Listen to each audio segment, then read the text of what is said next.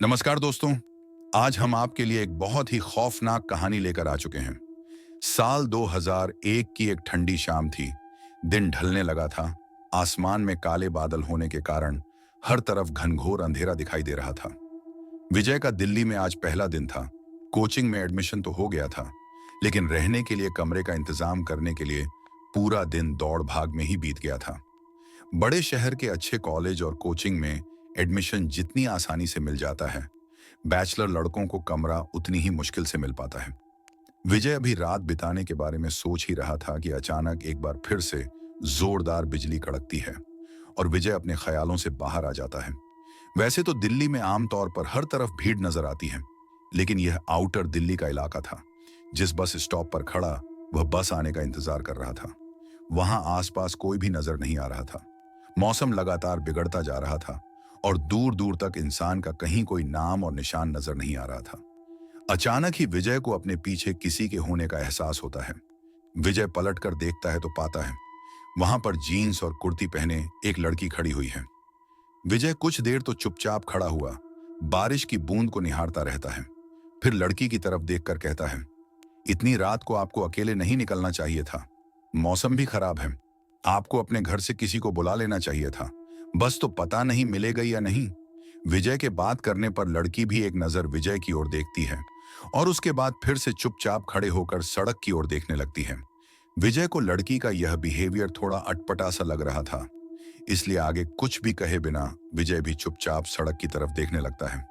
विजय और वो लड़की लगभग 40 से 45 मिनट से बस स्टॉप पर ही खड़े थे और अब रात के लगभग 9 बजे 30 मिनट पर विजय को जोरों की भूख भी लगी हुई थी, इसलिए अब वहां खड़े रहकर बस का इंतजार करना और भी कठिन होता जा रहा था।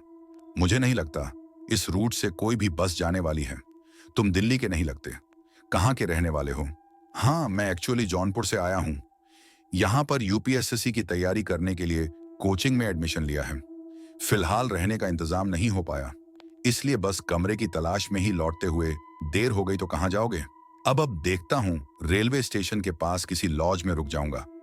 तुम्हें रहने के लिए जगह की जरूरत है। वैसे मेरी सोसाइटी में फ्लैट खाली है। अगर तुम्हें जरूरत हो तो मैं हेल्प कर सकती हूँ। ओके, अब कहाँ रहती है? आप बस यहाँ से कुछ दूर पर मेरा फ्लैट है। मैं वहां रेंट पर रहती हूँ। आप चलिए, मैं आपको अपना फ्लैट दिखा देती हूँ। अब इतनी रात को चलना ठीक होगा? क्या आप मुझे एड्रेस दे दीजिए? मैं सुबह आता हूँ ना। ये दिल्ली है, यहाँ कभी रात नहीं होती। और तुम कौन सा लड़की हो जो घबरा रहे हो? वैसे भी यहाँ बस स्टॉप पर रात बिताना सेफ नहीं। सामने ही कब्रिस्तान है। कई बार लोगों को पैरानॉर्मल एक्सपीरियंस हुए भूतों पर तो विश्वास करते होंगे ना। तुम कभी महसूस किया है आधी रात को सन्नाटे के बीच किसी की प्रेजेंस को? क्या आप भी यह भी कोई वक्त है? मजाक का विजय कुछ पल के लिए सोचता है और फिर लड़की के साथ चलने के लिए तैयार हो जाता है। तुम नजदीक में ही रहती हो, फिर आधे रात तक बस स्टॉप पर क्यों खड़ी थी? तुम तो आसानी से वॉक करके जा सकती थी ना। मैं बस अपनी सहेली का इंतजार कर रही थी, लेकिन लगता है अब वो नहीं आएगी। अपने बॉयफ्रेंड के साथ ही रुकेगी। आज वैसे भी मैं किसी से नहीं डरती। दिशा नाम है मेरा, बरेली की रहने वाली हो। कुछ दूर तक पैदल चलने के बाद विजय और दिशा एक पुरानी सी कॉलोनी के पास पहुंच गए थे। यह कोई सरकारी कॉलोनी नजर आ रही थी। कॉलोनी के एंट्रेंस पर एक लोहे का बड़ा सा दरवाजा था, जिसका पेंट जगह जगह से उखड़ा हुआ था। कॉलोनी बड़ी पुरानी और सुनसान लग रही है। थोड़ी अजीब नहीं है? तुम यहाँ रह लेती हो? हाँ, यहाँ ज्यादा लोग नहीं रहते। खाली है काफी मकान। ये 3 नंबर वाला मकान खाली है। तुम चाहो तो आज वहीं रुक जाओ। मैं भी यही आगे जो 2 मकान छोड़कर घर दिख रहे हैं ना, वहां रहती हूँ। पूरी कॉलोनी अंधेरे में डूबी हुई थी। हर तरफ सन्नाटा था और झिंगुर की तीखी सी आवाज के अलावा वहां कोई आवाज सुनाई नहीं पड़ रही थी। दिशा को हाथ से बाएं करते हुए विजय 3 नंबर वाले मकान का दरवाजा खोलकर अंदर जाता है और जैसे ही लाइट्स ऑन करता है, उसे अपने सामने दिशा खड़ी हुई दिखाई देती है। दिशा, तुम तो चली गई थी ना। अंदर कैसे आई तुम? अरे तुम्हारे साथ ही तो अंदर आई हूं। अंधेरे में ध्यान नहीं दिया तुमने? अच्छा सुनो, यहां पर एक बेड भी है। 1 हफ्ते पहले ही खाली हुआ है। ये रूम अभी रहने लायक होगा। तुम्हारे पास रहने की जगह नहीं है, इसलिए आज रात तुम यहीं सो जाना। सुबह मिलते हैं। विजय कभी सोच भी नहीं सकता था कि दिल्ली जैसे अनजान शहर में पहले ही दिन कोई खूबसूरत लड़की उसे मिल जाएगी और उसकी इतनी मदद भी करेगी। राह बिताने के लिए विजय अंदर जाकर बेड पर लेट जाता है। अगले दिन सुबह उसके सोकर उठने के कुछ देर बाद ही दिशा उसे नजर आती है। तुम अपनी कोचिंग हो, आओ, अब इस घर से कोई तुम्हें निकाल नहीं पाएगा। तुम निश्चिंत होकर यहां रह सकते हो, लेकिन किराया फ्लैट मेरे जानने वाले का ही है। तुम चाहो तो मुझे ही किराया दे देना, मैं दे दिया करूंगी। विजय को एक खूबसूरत लड़की का अपने लिए कंसर्न बहुत अच्छा लग रहा था। मैं बैंक की कोचिंग करती हूँ, दोपहर में 2 घंटे के लिए जाती हूँ। उसके बाद जब चाहे मुझसे मिलने आ सकते हो। मेरा फ्लैट नंबर 6 है। एक बात का ख्याल रखना, यहाँ पर आउटसाइडर्स अलाउड नहीं है। किसी बाहर वाले को इस कॉलोनी में लेकर कभी मत आना। और हाँ, कॉलोनी के लोगों को भी डिस्टरबेंस बिल्कुल पसंद नहीं है, इसलिए कभी भी किसी का दरवाजा मत खटखटाना। ओके। विजय को दिल्ली रास आ गई थी। हर रोज सुबह जब वो उठता, उसे दिशा के हाथ का लिखा हुआ गुड मॉर्निंग नोट उसके दरवाजे पर लगा मिलता। वे दोनों अक्सर साथ में बैठकर घंटों बातें करते और अपने भविष्य के सपने सजाते। कुछ दिन बाद दिशा कॉलोनी में इतना सन्नाटा रहता है, बाकी मकान खाली है। क्या कभी कोई आवाज सुनाई नहीं देती? कभी कोई आता जाता नजर नहीं आता? क्या बात है, तुम्हारा मन नहीं लगता? क्या यहाँ पर बाकी लोगों की याद क्यों आ रही है? तुम्हें बताया था ना, यहाँ रहने वाले लोग डिस्टरबेंस पसंद नहीं करते, इसलिए ज्यादातर घर के अंदर ही रहते हैं। नहीं नहीं, मन लगने जैसी कोई बात नहीं है। तुम हो ना मेरे पास, बस मैंने ऐसे ही पूछ लिया।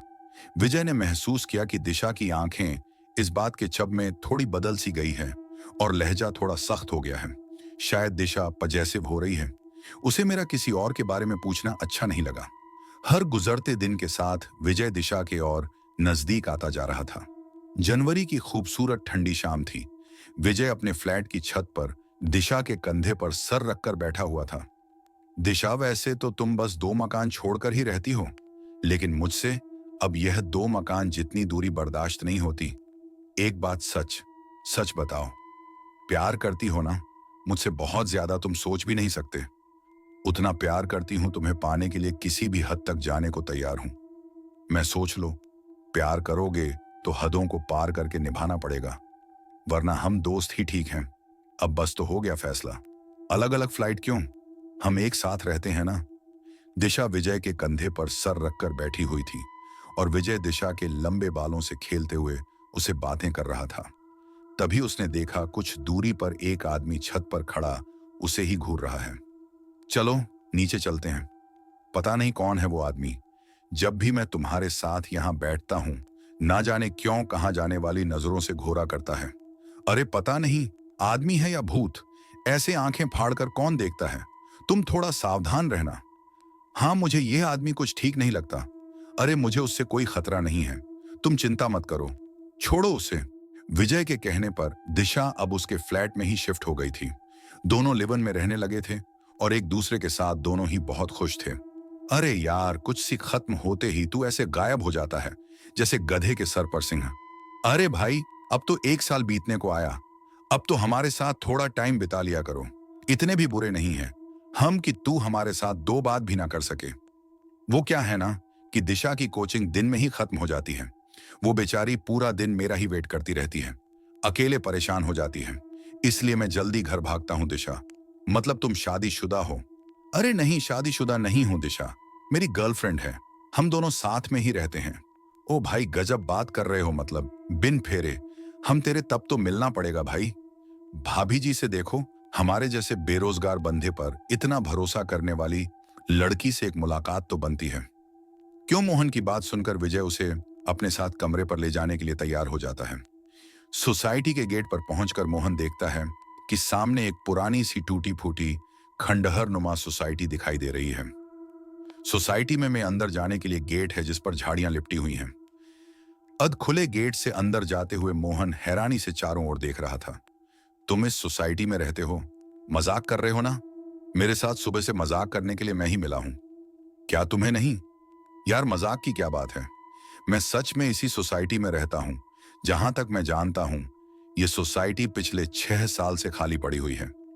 अरे यार, तू आउटसाइडर है, लेकिन हम तो यहीं दिल्ली में पैदा हुए हैं, है ना? हमें बेवकूफ बनाएगा। अरे तुझे गलत इंफॉर्मेशन मिली है यार। तू चल, मैं तुझे दिखाता हूं ना, मेरा रूम बेवकूफ क्यों बनाऊंगा। मोहन हैरानी से सोसाइटी के मकानों को देख रहा था। तभी मकान नंबर 3 के सामने जाकर विजय रुक जाता है। आ गया मेरा फ्लैट, चल अब अंदर चलते हैं। मोहन अंदर जाता है तो देखता है पूरा फ्लैट बहुत ही गंदा था। हर तरफ मकड़ी के जाले लगे हुए थे। सीलन से पूरी दीवारें काली पड़ गई थीं और धूल और मिट्टी ने घर के फर्श को पूरी तरह से ढका हुआ था। विजय भाई, सही मजाक कर लेते हो?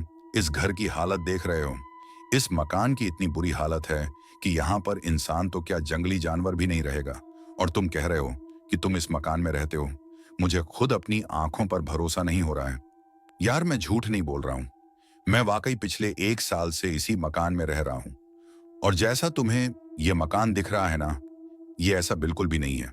मुझे खुद समझ में नहीं आ रहा है कि अभी कुछ घंटे पहले जब मैं इसे छोड़कर गया था तब ये ऐसा बिल्कुल भी नहीं था।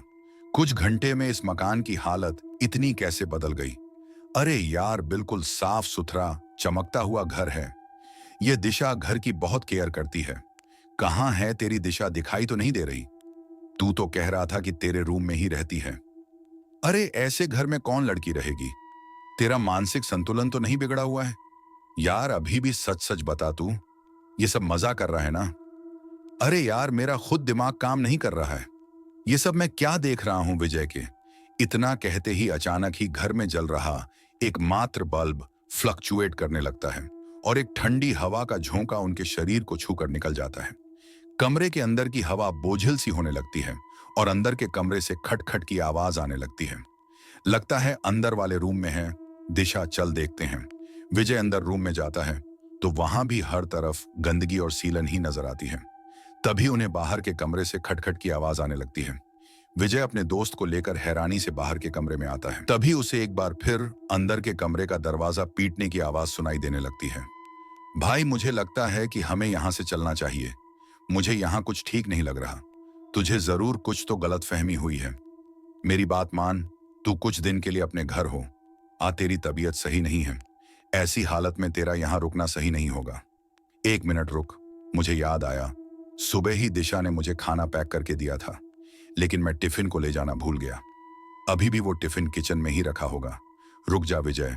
दौड़ता हुआ रसोई में जाता है तो देखता है कि वहां पर वाकई एक टिफिन रखा हुआ है। ये देख, मैंने कहा था ना, ये रहा मेरा टिफिन। तू इसे खोल कर देख, तुझे इसमें पास्ता मिलेगा। मोहन जैसे ही टिफिन को खोलता है, डब्बा उसके हाथ से छूट जाता है। टिफिन के अंदर रखे हुए खाने में से गंदी बदबू आ रही थी और उसके अंदर छोटे छोटे कीड़े रेंग रहे थे। अच्छा चल, एक बार पड़ोसी से पूछकर देखते हैं। विजय और मोहन बारी से सारे मकानों पर जाते हैं, लेकिन सभी मकानों की हालत बिल्कुल एक जैसी थी। सभी मकान खाली थे और उनमें गंदगी के सिवा कुछ नजर नहीं आता था। अब मैं तुझे कैसे यकीन दिलाऊंगा? को घूर घूर कर देखता था तू। चल, वो बताएगा, तब तो तू मानेगा ना कि दिशा और मैं इसी फ्लैट में रहते थे। मोहन विजय के चेहरे पर एक अजीब सी बेचैनी महसूस कर पा रहा था। ऐसा लगता था वह किसी भी पल बस रो पड़ेगा। विजय का मन रखने को मोहन उसके साथ सामने वाली कॉलोनी में जाकर एक घर का दरवाजा खटखटाने लगता है। कुछ ही मिनटों में एक सांवला सा बड़ी बड़ी मूंछों वाला व्यक्ति दरवाजा खोलता है। यही है वो। सर प्लीज, सच सच बताइए, आप मुझे जानते हैं या नहीं? विजय की बात सुनकर उस आदमी ने एक नजर विजय को ऊपर से नीचे तक देखा और फिर उसके चेहरे के भाव बदलने लगे। बताइए ना sir, this is very important. अरे शर्म आ रही है इस इंसान को यह बात कबूल में कि हर रोज यह एक प्रेमी जोड़े को छिप छिप कर देखता था। इतना ही नहीं, मैंने इसकी नजर में दिशा के लिए कुछ अलग ही महसूस किया है। अरे पागल हो क्या तुम? आज तक तो बस मुझे शक था, लेकिन आज यकीन भी हो गया कि सिर फिरे हो तुम। ये लड़का रोज सामने जो डीडीए के खाली फ्लैट पड़े हैं ना, उसकी छत पर बैठकर पता नहीं अकेले में क्या बड़बड़ा रहता था। ऐसे बिहेव करता था जैसे यह किसी के साथ बैठा हो। अकेले में ही हंसता बड़बड़ा आता और फिर कई बार मेरी तरफ देखकर गुस्से में मुंह फेर कर नीचे चला जाता। मुझे तो यह कोई सरफिरा पागल ही लगता था जो उन खाली पड़े खंडहरों की छत पर ना जाने क्या करने जाता था। मुंह बंद करो, अपना झूठ बोलता है। ये तूने मुझे देखा, लेकिन दिशा नहीं दिखाई दी तुझे। अरे मैं रोज उसके साथ ही जाता था छत पर। भाई इलाज कराओ इसका विजय। दिशा कोई है ही नहीं, किसी ने नहीं देखा है आज तक उसे। तू संभाल खुद को यार। इस बारे में जितना सोचेगा ना उतना ही खुद को परेशान करेगा। देख, मैं तेरा दोस्त हूं, तेरा बुरा नहीं चाहता। इस समय तू बस कुछ दिन के लिए अपने घर चला जा और घर जाकर अपनी फैमिली को सब सच सच बता देना। जो कुछ तुमने इतने दिन अपनी आंखों से देखा वह कुछ और नहीं, बस एक छलावा था। हम तेरे दुश्मन नहीं हैं और यह अंकल भी वही कह रहे हैं जो उन्होंने देखा है।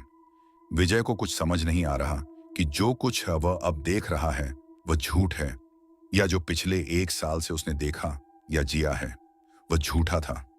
अपने आप को यह समझा पाना कि पिछले 1 साल से वह एक भ्रम, एक लावे में जी रहा था, विजय के लिए आसान बिल्कुल भी नहीं था। विजय को सब कुछ घूमता हुआ सा नजर आ रहा था।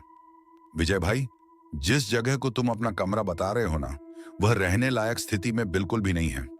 तुम ऐसा करो, मेरे साथ मेरे कमरे में चलो, वहीं से अपने गांव के लिए निकल जाना। विजय ने हाम गर्दन हिलाई और उसके बाद मोहन उसे अपने साथ अपने कमरे पर ले गया।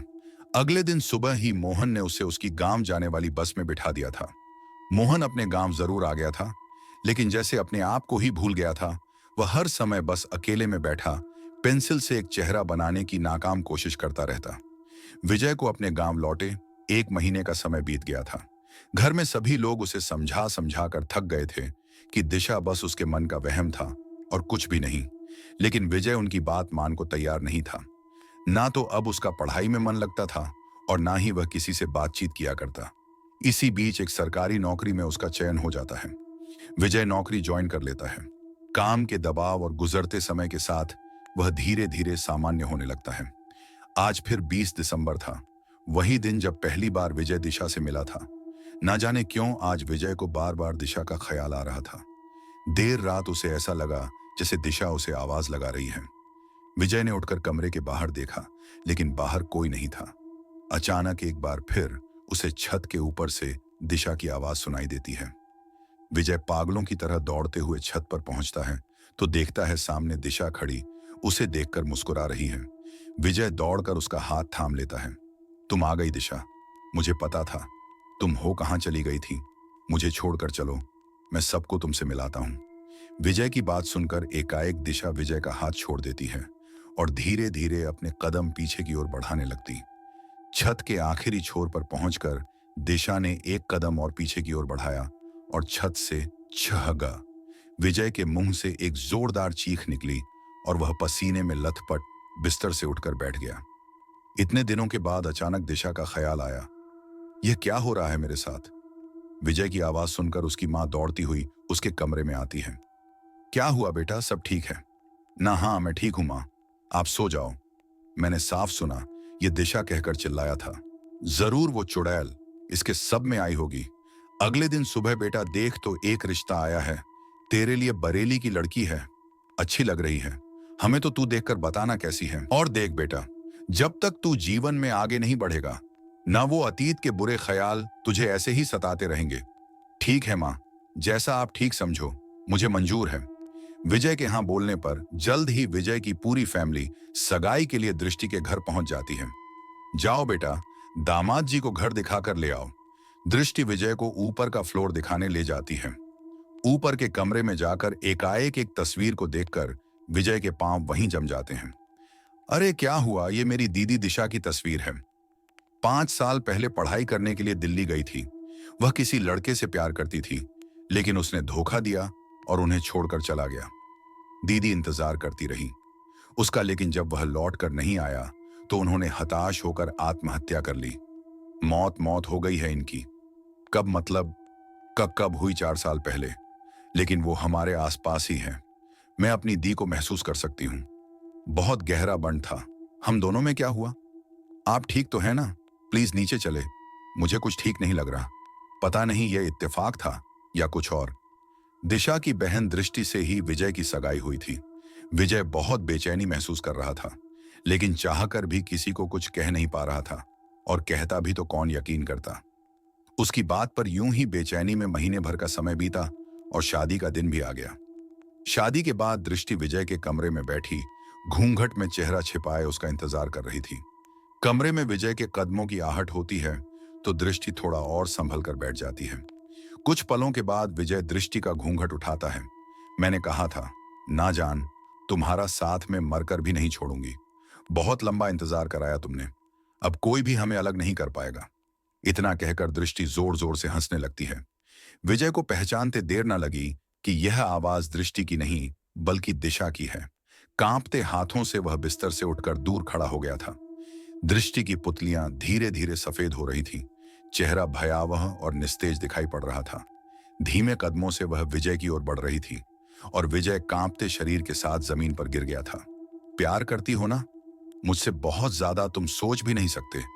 उतना प्यार करती हूं, तुम्हें पाने के लिए किसी भी हद तक जाने को तैयार हूं। मैं सोच लो, प्यार करोगे तो हदों को पार करके निभाना पड़ेगा, वरना हम दोस्त ही ठीक हैं। तो दोस्तों, ये थी आज की डरावनी कहानी। अगर आपको ये कहानी पसंद आई तो लाइक और शेयर करना ना भूलें। ऐसी ही और भी खौफनाक कहानियों के लिए हमारे चैनल को सब्सक्राइब करें और घंटी के आइकन को दबाएं ताकि आप हमारी नई कहानियों को सबसे पहले देख सकें। अपनी राय नीचे कमेंट में जरूर बताएं। मिलते हैं अगली कहानी में। तब तक के लिए सावधान रहें और सुरक्षित रहें।